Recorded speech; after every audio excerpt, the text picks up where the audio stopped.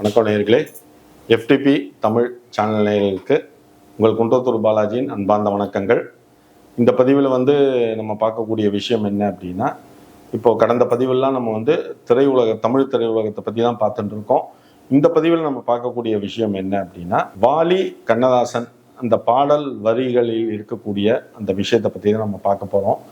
நீங்களாம் நினைக்கலாம், என்னடா ஜோசியர் பாலாஜி, குன்றத்தூர் பாலாஜி இப்போ அரசியல்லையும் சில விஷயங்கள்லாம் பேசுகிறாரு, அதை தவிர திரையுலகத்தை பற்றி பேசுகிறாருன்னு நீங்கள் நினைக்கலாம். ஏன்னா எங்கள் அப்பா திரையுலகத்தில் தான் இருந்திருக்கார். சங்கர் கணேஷ் பார்ட்டியில் அசிஸ்டன்ட் மியூசிக் டைரக்டராக கிட்டத்தட்ட பார்த்தீங்க அப்படின்னா 40-45 வருஷம் இருந்திருக்கார். அவரோட பேர் எஸ் வெங்கடேஷ். அவர் அலைஸ் பூங்குயில்னு சொல்லுவாங்க. அது தவிர விஜயகாந்தோட பல சினிமா பாடல்கள், ஆரம்பகட்ட பாடல்கள்லாம் எங்கள் அப்பா எழுதியிருக்கார் படத்தில். அது தவிர பழைய விஜயன் இருக்கார் பார்த்தீங்களா, உதிரி பூக்கள் விஜயன், அவருக்கும் கொஞ்சம் படங்கள் பாட்டெல்லாம் எங்கள் அப்பா எழுதியிருக்கார். இந்த மாதிரி சினிமாவில் எங்கள் அப்பாவுக்கு இருக்கக்கூடிய அந்த ஈடுபாடு, அதன் மூலமாக வரக்கூடிய அந்த வருமானத்தில் தான் எங்கள் குடும்பங்களுக்கு பசியார பசிக்காமல் எங்கள் குடும்பத்தில் அவர் சாப்பாடு ஜீவனம் எல்லாம் பண்ணிட்டு வந்திருக்கா.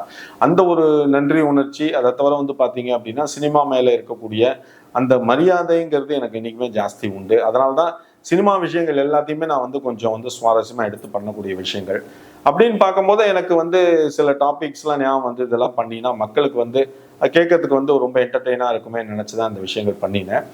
இப்போ இந்த பதிவில் நம்ம பார்க்கக்கூடிய விஷயங்கள் என்ன அப்படின்னா, வாலி கண்ணதாசன் அவங்க பாடலில் இருக்கக்கூடிய அந்த வலிமை, அதை தவிர சுவாரஸ்யங்கள். இப்போ நீங்கள் பார்த்தீங்க அப்படின்னா, இப்போ ஒரு பாட்டு அப்படின்னா ஒரு சினிமாவில் என்ன சொல்லுவாங்க, ரொம்ப இம்பார்ட்டண்ட்டாக சொல்லக்கூடிய விஷயம் ஒரு பாட்டு. அது சோக பாடலாக இருக்கலாம், இல்லை டூயட்டாக இருக்கலாம், அப்படி இல்லைன்னா கிண்டல் பாடலாக இருக்கலாம். இந்த மாதிரி விஷயங்கள் இருந்தாலும் இப்போ அந்த காலத்துலாம் எப்படி பண்ணுவாங்க அப்படின்னா, ஒரு பாட்டு அப்படின்னா அதுக்கு ஒரு சிச்சுவேஷன் தருவாங்க. ஒரு கணவன் மனைவி 2 பேரும் அவங்க லவ் பண்ணக்கூடிய சிச்சுவேஷன், இந்த மாதிரி ஒரு சாங் பண்ணணும் அப்படின்னா அதுக்கு தகுந்த மாதிரி ஒரு பாடல் பண்ணணும். இப்போ பாடல்ங்கிறது எப்படி உருவாக்குவாங்க அப்படின்னா, இதை அந்த காலத்திலேயே பார்த்தீங்கன்னா என்னன்னா, ஒரு பாடல் அந்த காலத்துலையும் சரி இந்த காலத்துலையும் சரி ஒரு பாடல் உருவாருது அப்படின்னா அதுக்கு பார்த்தீங்க அப்படின்னா இந்த டியூன்ங்கிறது ரொம்ப இம்பார்ட்டன்ட். அந்த மியூசிக் டைரக்டர் பண்ணக்கூடிய விஷயங்கள். இப்போ பழைய காலத்தில் எம்எஸ்விலாம் பண்ணும்போது, சங்கர் கணேஷ்லாம் பண்ணும்போது எப்படின்னா, இப்போ ஒரு பாட்டு ஃபார் எக்ஸாம்பிள் வச்சுங்களேன், இந்த பாட்டுன்னு வச்சுங்க, அவளுக்கு என்ன அழகிய முகம் அப்படிங்கும் போது பாட்டு எழுதினதுக்கு அப்புறம் தான் அந்த வார்த்தை உங்களுக்கு அவளுக்கு என்ன அழகிய முகம்னு வரும். பட் முதல்ல இந்த பாட்டு எழுதுறதுக்கு அந்த பாடலாசிரியர்கிட்ட இந்த டியூன் அனுப்பணும். அப்போ என்ன பண்ணுவாங்கன்னா, தானே நன்னா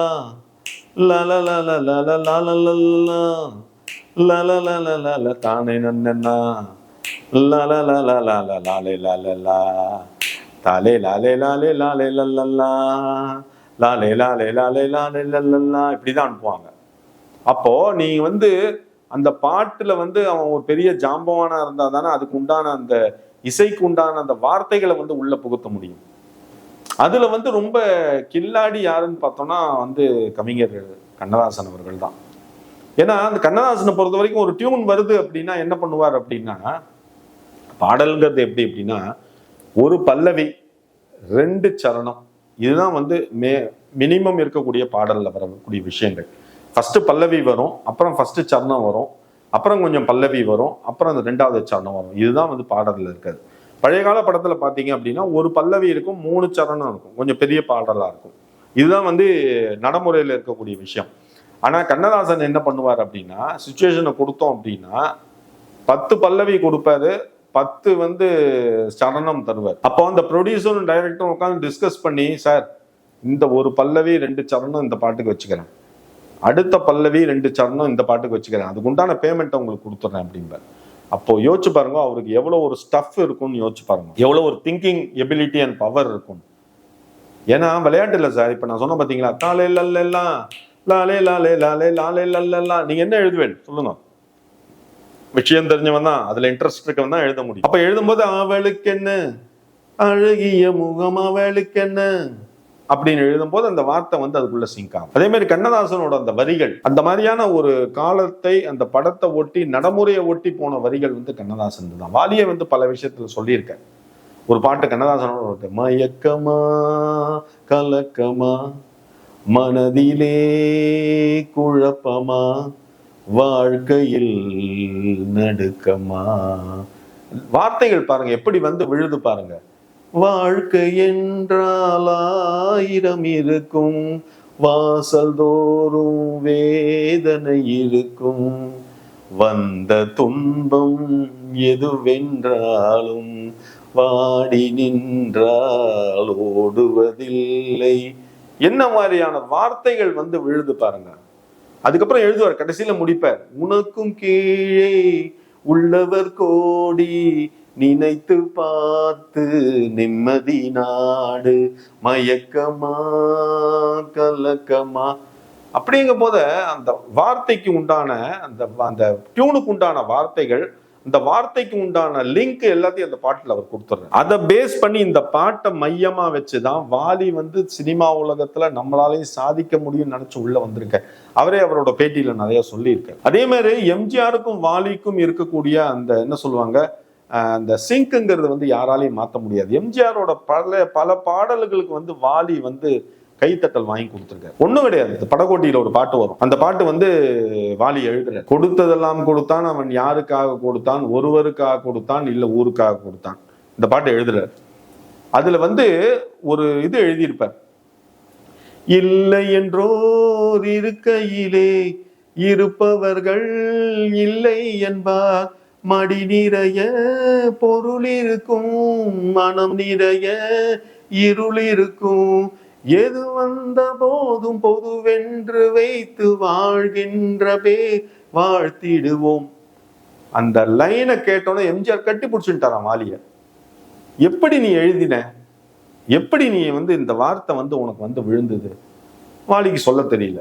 அதுக்கு காரணம் என்ன அப்படின்னா, அந்த காலத்துல அவங்க மியூசிக் மேல வச்சிருந்த அந்த ஈடுபாடு. எம்ஜிஆர் வந்து உடனே அவர் கழுத்துல இருந்த செயினை கட்டி வாலி கழுத்துல போட்டாராம்.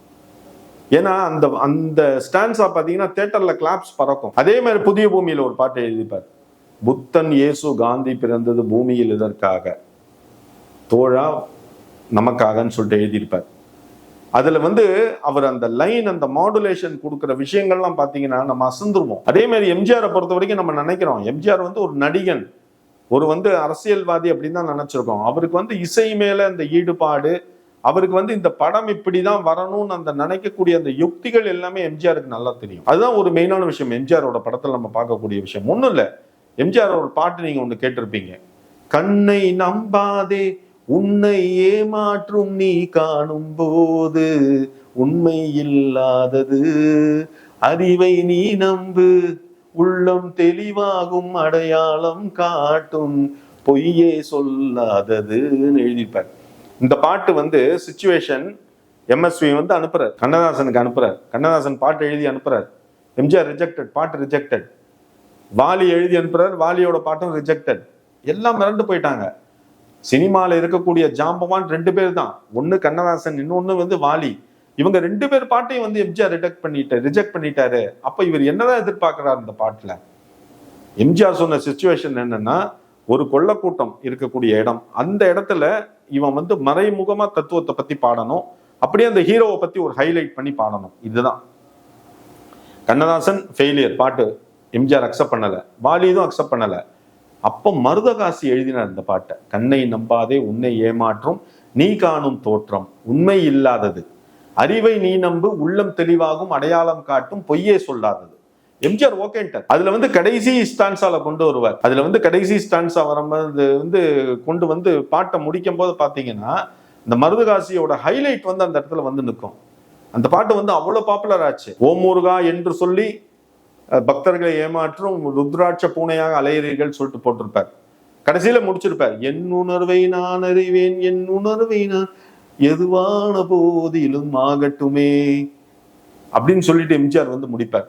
நன்றி மறவாத நல்ல மனம் போதும் அதுவே என்றும் என் தெய்வீகமாகும், கண்ணை நம்பாதே உன்னை ஏமாற்றும் நீ காணும் தோற்றம் உண்மை இல்லாதது, அறிவை நீ நம்பு உள்ளம் தெளிவாகும் அடையாளம் காட்டும் பொய்யை சொல்லாததுன்னு பாத்தீங்கன்னா, அதாவது அந்த வரிகள் தான் வந்து எம்ஜிஆர் ஹைலைட் பண்ணி தூக்கி நிறுத்தின வரிகள் எல்லாமே. அதே மாதிரி நான் ஆணையிட்டார், நான் ஆணையிட்டால் அது நடந்து விட்டால் இங்கு ஏழைகள் வேதனை படமாட்டார். அது வந்து முதல்ல எம்ஜிஆருக்கு வந்து வாலி எழுதும் போது வந்து நான் அரசரானால் இல்ல நான் முதல்வரானாலும் தான் எழுதிட்டாரான்.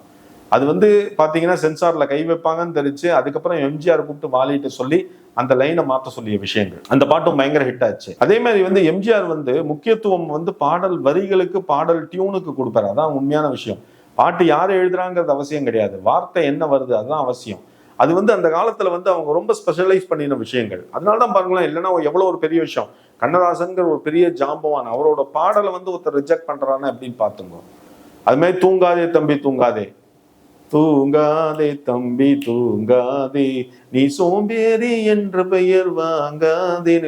அதை வந்து பாத்தீங்கன்னா பட்டுக்கோட்டை கல்யாண சுந்தரம் எழுதியிருப்பார். எதுக்கு சொல்றேன் அப்படின்னா, அந்த ஒரு விதமான பாடல்களை வந்து ஒருத்தருக்கும் எம்ஜிஆர் கொடுத்து அதுல இருந்து வரக்கூடிய விஷயங்கள் வந்து உள்வாங்கிட்டு வெளியில வந்தவர் தான். அதான் ஒரு அதனாலதான் பாத்தீங்க அப்படின்னா அந்த காலத்துல வந்து கண்ணதாசன் வாலி இவங்களை தவிர அடுத்த லெவலுக்கு யாருமே போல. மருதகாசிலாம் பாட்டு எழுதியிருக்காரு மருதகாசிலாம். ஆனா வந்து அவ்வளவு ஒரு படத்துக்கு வந்து அவர் எழுதினது கிடையாது. ரொம்ப மினிமம் கை விட்டு என்ற அளவுக்கு தான் எண்ணியிருக்காரு. வாலியை பொறுத்த வரைக்கும் எம்ஜிஆரோட எல்லா மிகப்பெரிய ஹிட் பாடல்கள் எல்லாமே வாலி எழுதினது தான்.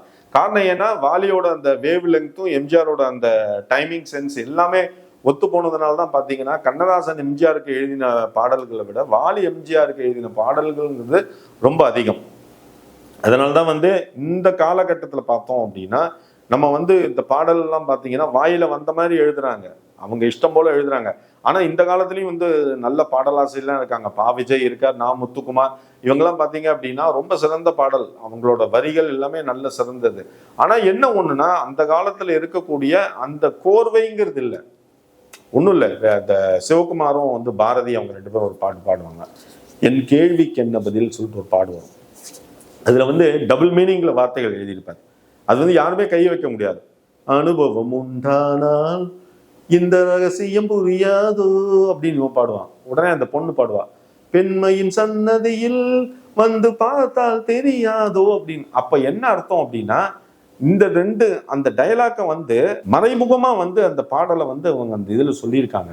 அது வந்து வல்கராவும் தோணாது யாருக்கும். அந்த பாடலை வந்து அந்த காலத்துல வந்து அப்படி சொல்லி ஹைலைட் பண்ணின விஷயங்கள்.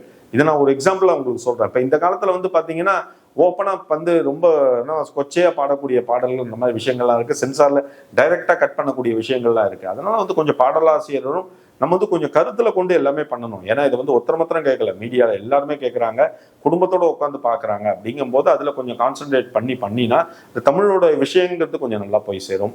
இந்த கருத்து, இந்த நான் சொன்ன இந்த பதிவு எல்லாமே உங்களுக்கு ரொம்ப பிடிச்சிருக்கும்னு நினைக்கிறேன். முடிஞ்சது அப்படின்னா நீங்க பார்த்ததோடு நிறுத்திக்காதீங்க, உங்களோட ஃப்ரெண்ட்ஸ் ரிலேட்டிவ் எல்லாருக்கும் ஷேர் பண்ணுங்க. இந்த வீடியோ உங்களுக்கு ரொம்ப பிடிச்சிருந்தது அப்படின்னா சப்ஸ்கிரைப் பண்ணுங்க.